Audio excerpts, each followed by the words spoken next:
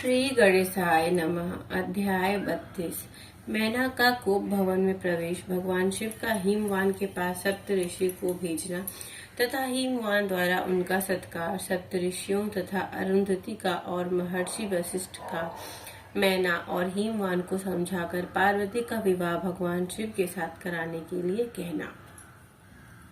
ब्रह्मा जी कहते हैं, ब्राह्मण रूपधारी शिव जी के वचनों का मैना के ऊपर बड़ा प्रभाव पड़ा और उन्होंने दुखी होकर पति से कहा, गिरिराज, इन वैष्णव ब्राह्मण ने शिव जी की जो निंदा की है उसे सुनकर मेरा मन उनकी ओर से बहुत खिन्न है एवं विरक्त हो गया है। शैलेश्वर रुद्र के रूप, शील और नाम सभी कुत्सित हैं। मैं उन्हें अपनी सुलक्षणा पुत्री कदापि नहीं दूंगी। यदि आप मेरी बात नहीं मानेंगे तो मैं निसंदेह मर जाऊंगी। अभी इस घर को छोड़ दूंगी अथवा विष खा लूंगी। पार्वती के गोल गले में फांसी लगाकर गहन वन में चली जाऊंगी अथवा उसे महासागर में डुबो दूंगी, परंतु अपनी बेटी को रुद्र के गले में नहीं मरूंगी। ऐसा कहकर मैना तुरंत कोप भवन में चले गई और अपने हार को फेंककर रोती हुई धरती पर लौट गई। इधर भगवान शिव को इस बात का पता लगा, तब उन्होंने अरुंधति सहित सप्तऋषियों को बुलाया तथा मैना के पास जाकर उन्हें समझाने की आज्ञा दी। शिव जी की आदेश प्राप्त कर भगवान शिव को नमस्कार करके वे दिव्य ऋषि आकाश मार्ग से उस स्थान को चले गए जहाँ हिमवान की नगरी थी। उस दिव्यपुरी को देखकर उन सप्तऋषियों को बड़ा विस्मय हुआ। वे भी हिमाचलपुरी के परस्पर प्रशंसा करते हुए सब ऐश्वर्यों से भरे पूरे हिमवान के घर जा पहुंचे। उन्हें सूर्य तुल्य तेजस्वी सातों ऋषियों को दूर से आकाश के रास्ते आते देख हिमवान को बड़ा विस्मय हुआ। वे बोले, ये 7 सूर्य तुल्य तेजस्वी मुनि मेरे पास आ रहे हैं। मुझे प्रयत्न पूर्वक इस समय उनकी पूजा करनी चाहिए। सबको सुख देने वाले हम गृहस्थ लोग धन्य हैं, जिनके घर पर ऐसे महात्मा पदार्पण किया करते हैं। ब्रह्मा जी कहते हैं, इसी समय वे मुनि आकाश से उतरकर पृथ्वी पर खड़े हो गए। उन्हें सामने देख हिमवान बड़े आदर के साथ आगे बढ़े और हाथ जोड़कर मस्तक झुकाकर उन सप्तऋषियों को प्रणाम करने के पश्चात उन्होंने बड़े सम्मान के साथ उन सबकी पूजा की तथा उन्हें आगे करके कहा, अरे मेरा गृहाश्रम आज धन्य हो गया। यूं कहकर उन्हें बैठने के लिए भक्ति पूर्वक आसन लाकर दिया। जब अब वे आसनों पर बैठ गए तब उनकी आज्ञा लेकर हिमवान भी बैठे और वहां उन ज्योतिर्मय महर्षियों से इस प्रकार बोले। हिमवान ने कहा, आज मैं धन्य हूँ, कृतज्ञ हूँ, मेरा जीवन सफल हो गया। मैं लोक में बहुत से तीर्थों की भांति दर्शनीय बन गया, क्योंकि आप जैसे विष्णु रूपी महात्मा मेरे घर पधारे। आप लोग पूर्ण काम है, हम तीनों के घर में आपका क्या काम हो सकता है। तथापि उच्च सेवक के योग्य यदि कोई कार्य हो तो कृपा पूर्वक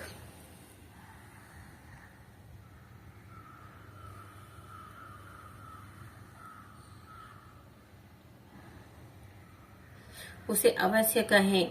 उसे पूर्ण करने में मेरा जीवन सफल हो जाएगा। ऋषि बोले, शैलराज, भगवान शिव को जगत का पिता कहा गया है और शिवा जगत माता मानी गई है। अतः तुम्हें महात्मा शंकर को अपनी कन्या देनी चाहिए। हिमालय बोले, ऐसा करके तुम्हारा जन्म सफल हो जाएगा तथा तुम जगत गुरु के गुरु हो जाओगे, इसमें संशय नहीं है। मुनीश्वर सप्तऋषियों का यह वचन सुनकर हिमवान ने दोनों हाथ जोड़कर उन्हें प्रणाम करके इस प्रकार कहा। हिमालय बोले, महाभाग सप्तऋषियों, आप लोगों ने जो बात कही उसे शिव की इच्छा से मैंने पहले से ही मान रखा है, किंतु प्रभु, इन दिनों में एक वैष्णव धर्मी ब्राह्मण ने आकर भगवान शिव के प्रति प्रसन्नता पूर्वक बहुत सी उल्टी बातें बताई। तभी से शिवा की माता का ज्ञान भ्रष्ट हो गया है। वे अपनी बेटी का विवाह उस योगी रुद्र के साथ नहीं करना चाहती हैं। ब्राह्मण वे बड़ा भारी भट्ट करके मैला कपड़े पहन कोप भवन में चली गई हैं और समझाने को भी समझ नहीं रही हैं। मैं भी उस वैष्णव ब्राह्मण की बात सुनकर ज्ञानभ्रष्ट हो गया हूँ। आपसे सच कहता हूँ, भिक्षुक रूपधारी महेश्वर को बेटी देने की मेरी अब इच्छा नहीं है। ब्रह्मा जी कहते हैं, नारद मुनियों के बीच में बैठे हुए शैलराज शिव की माया से मोहित हो उपरोक्त बात कहकर चुप हो रहे। तब उन सभी सप्तऋषियों ने शिव की माया की प्रशंसा करके मेनका के पास अरुंधति को भेजा। पति की आज्ञा मानकर ज्ञानदायिनी अरुंधति देवी तो तुरंत उस घर में गई जहाँ मैना और पार्वती थी।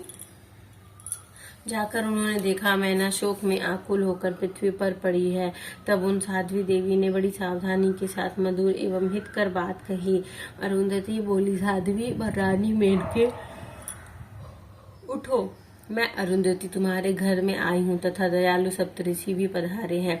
अरुंधति का स्वर सुन के मेनका शीघ्र उठी और लक्ष्मी जैसी तेजस्वी पतिव्रता देवी को चरणों में मस्तक रखकर बोली। मैना ने कहा, अहो हम पुण्य जन्मा जीवों का आज यह किस पुण्य का फल प्राप्त हुआ। हमारे इस घर में जगत श्रेष्ठा ब्रह्मा जी की पुत्र वधू और महर्षि वशिष्ठ की पत्नी पधारी है। देवी, आप किस लिए आई हैं यह मुझे बताइए। मैं और मेरी पुत्री आपकी दासी के समान है, आप हम पर कृपा करें। मेनका ने ऐसे कहने पर साध्वी अरुंधति ने उनकी बहुत अच्छी तरह समझाया बुझाया और उन्हें साथ ले आए। प्रसन्नता पूर्वक उस स्थान पर आई जहाँ वे सप्तऋषि विद्यमान थे। सप्तऋषि गण बातचीत में बहुत बड़े निपुण थे। उन सब ने भगवान शिव के युगल चरण बिंदु का स्मरण करके शैलराज को समझाना आरंभ किया। ऋषि बोले, शैलेंद्र, तुम हमारा शुभ कारक वचन सुनो। तुम पार्वती का विवाह शिव के साथ कर दो और संहार करता रुद्र के सब सुर हो जाओ।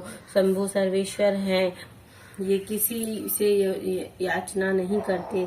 स्वयं ब्रह्मा जी ने तारकासुर के विनाश के लिए एक वीर पुत्र उत्पन्न करने के उद्देश्य को लेकर भगवान शिव से यह प्रार्थना की कि वे विवाह कर ले। भगवान शंकर तो योगियों के शिरोमणि हैं, वे विवाह के लिए उत्सुक नहीं है। केवल ब्रह्मा जी की प्रार्थना से ही वे महादेव तुम्हारी कन्या का पानी ग्रहण करेंगे। तुम्हारी पुत्री ने जब तपस्या की थी उस समय उसके सामने उन्होंने उससे विवाह की प्रतिज्ञा कर ली थी। इन्हीं दो कारणों से वे योगी राशि विवाह करेंगे। ऋषियों की यह बात सुनकर हिमालय हंस पड़े और कुछ भयभीत हो विनय पूर्वक बोले। हिमालय ने कहा, मैं शिव के पास कोई राजोचित सामग्री नहीं देखता हूँ। उनका न घर है, न ऐश्वर्य है, न कोई स्वजन है, न कोई बंधु बांधव है। मैं अत्यंत निर्लिप्त योगी की बेटी को अपनी बेटी देना नहीं चाहता। आप लोग वेद विधाता ब्रह्मा जी के पुत्र हैं, अतः अपना निश्चित विचार कीजिए।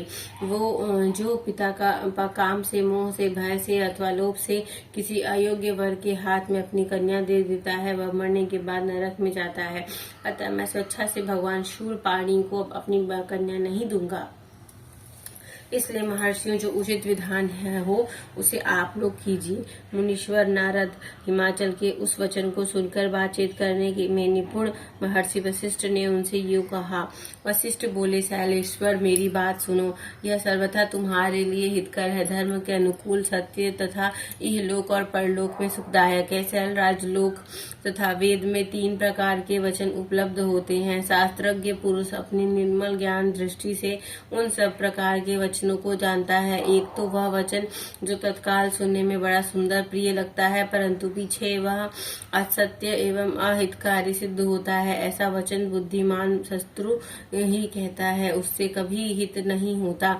दूसरा, वह जो आरंभ में अच्छा नहीं लगता, उसे सुनकर अप्रसन्नता होती है, परंतु परिणाम में वह सुख देने वाला होता है। इस तरह का वचन कहकर दयालु धर्मशील बांधव वचन ही कर्तव्य का बोध कराता है। तीसरी श्रेणी का वचन वह है जो सुनते ही अमृत के समान मीठा लगता है और सब काल में सुख देने वाला होता है। सत्य ही उसका सार होता है, इसलिए वह हितकारी हुआ करता है।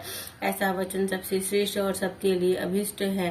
शैलराज, इस तरह नीति शास्त्र में 3 प्रकार के वचन कहे गए हैं। इन तीनों में से तुम्हें कौन सा वचन अभिष्ट है, बताओ, मैं तुम्हारे लिए वैसा ही वचन कहूँगा। भगवान शंकर संपूर्ण देवताओं के स्वामी है, उनके पास ब्रह्म संपत्ति नहीं है। इसका कारण यह है कि उनका चित्त एकमात्र ज्ञान के महासागर में मग्न रहता है, जो ज्ञानानंद स्वरूप है और सबके ईश्वर है। उन्हें लौकिक ब्रह्मा वस्तुओं की क्या इच्छा होगी। गृहस्थ पुरुष राज्य और संपत्ति से सुशोभित होने वाले वर को अपनी पुत्री देता है, क्योंकि किसी दीन दुखी को कन्या देने से पिता कन्या घाती होता है, उसे कन्या के वध का पाप लगता है। कौन जानता है कि भगवान शंकर दुखी हैं। कुबेर जिनके किंकर हैं, जो अपनी भ्रूभंग की लीला मात्र से संसार की सृष्टि और संहार करने में समर्थ है, जिन्हें गुणातीत परमात्मा और प्रकृति से परे परमेश्वर कहा गया है, सृष्टि पालन एवं संहार करने वाले हैं में समर्थ, जिन्हें गुणातीत परमात्मा और प्रकृति से परमेश्वर कहा गया है, जिनकी त्रिविध मूर्ति ही ब्रह्मा विष्णु और हर नाम धारण करती है, उन्हें कौन निर्धन अथवा दुखी कह सकता है। ब्रह्मलोक में निवास करने वाले ब्रह्मा, क्षीर सागर में रहने वाले विष्णु और कैलाशवासी हर, ये सब शिव की ही विभूतियां हैं। शिव से प्रकट हुई प्रकृति भी अपने अंश में 3 प्रकार की मूर्तियों का धारण करती है। जगत में लीला शक्ति से प्रेरित हो वह अपनी कला से बहुत सा रूप धारण करती है। समस्त वाणंग में की अधिष्ठात्री देवी वाणी उनके मुख से प्रकट हुई है, और सर्व समस्त संपस्त रूपणी लक्ष्मी वक्ष स्थल से आविर्भूत हुई है, तथा शिवा ने देवताओं के एकत्र हुए तेज से अपने को प्रकट किया था और संपूर्ण दानवों का वध करके देवताओं को स्वर्ग की लक्ष्मी प्रदान की थी।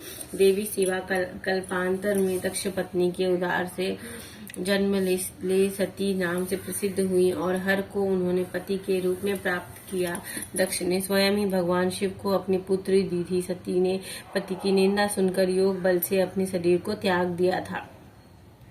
वे ही कल्याणमयी सती अब तुम्हारे विरह और मेना के गर्भ से प्रकट हुई हैं। शैलराज, ये शिवा जन्म जन्म में शिव की ही पत्नी होती हैं। प्रत्येक कल्प में बुद्धि रूपा दुर्गा ज्ञानियों की श्रेष्ठ माता होती हैं।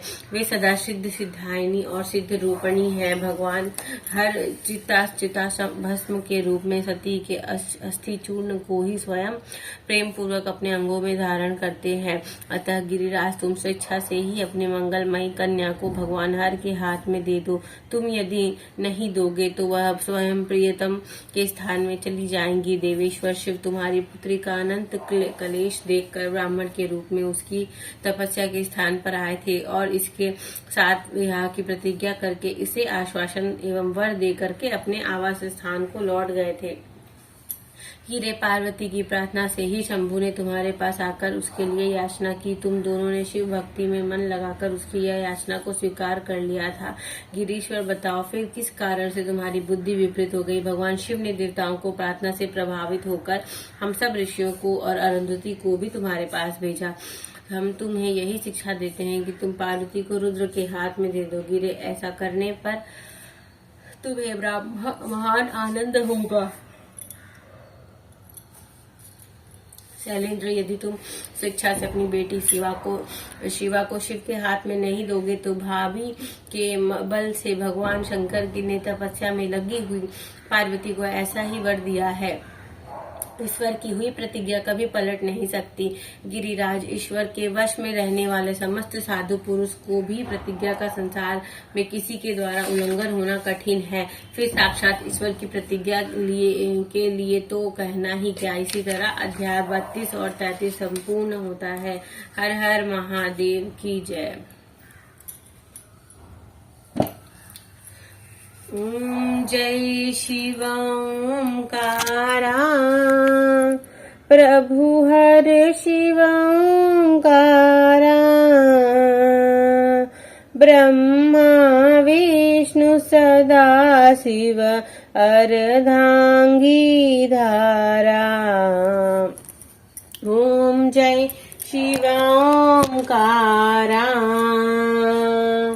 एकानन चतुरानन पंचानन राजे, हंसासन गरुणासन वृषवाहन साजे। ओम जय शिव ओंकारा, दो भुज चार चतुर्भुज दस भुज अति सोहे त्रिगुण रूप निरखता त्रिभुवन मंजन मोहे ओम जय शिव ओंकारा अक्षमाला बनमाला रुंडमाला धारी चंदन मृग मद सोहे भोले शशिधारी ओम जय शिव ओंकारा श्वेतांबर पीतांबर बागंबर अंगे सनकादिक गरुणादिक भूतादिक संगे ओम जय शिव ओंकारा कर के मध्य कमंडलु चक्र त्रिशूल धरता जग करता जग भरता जग पालन कर जग संहार करता ओम जय शिव ओंकारा ब्रह्मा विष्णु सदा शिव जानत अविवेका प्रणवाक्षर मध्य ये तीनों एका ओम जय शिव ओंकारा काशी में विश्वनाथ विराजत नंदी ब्रह्मचारी नित उठी भोग लगावत महिमाति भारी ओम जय शिव ओंकारा त्रिगुण शिव जी की आरती जो कोई नर गावे कहत शिवानंद स्वामी मन वांछित फल पावे ओम जय शिव ओंकारा बोलो हर हर महादेव की जय पार्वती पते की जय शिव शंभू।